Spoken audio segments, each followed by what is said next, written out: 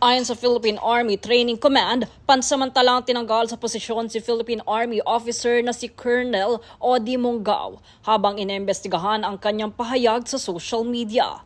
Batay sa impormasyon, ginawa ni Monggao ang anunsyo noong January 9, 2 araw makalipas ang mass oath-taking ng mga bagong general kung saan hindi siya kabilang. Naibahagi din ng Chairman Emeritus na si Dr. Jose Goytia na mahalaga ang disiplina ng mga alagad ng batas. Samantala, kinumpirma ni Commander Michael Lohico na maaaring may administrative at legal na pananagutan si Monggao kaugnay ng insidente. Sinabi ni Lohico na nakikipag-ugnayan sila sa opisyal at nagbibigay ng emosyonal na suporta habang nagpapatuloy ang proseso.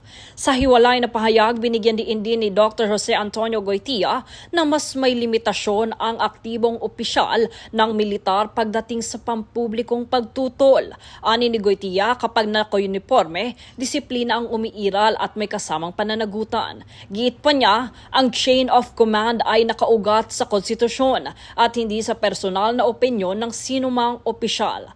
Aniya, nananatiling tahimik at profesional ang Armed Forces of the Philippines at sinabing tinitiyak nito ang neutralidad at pagkakatali sa sibilyang pamahalaan.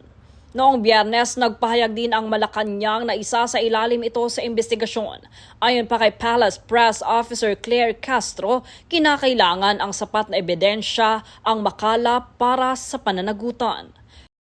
Jade Buhoy, nag-uulat para sa Golden Nation Network.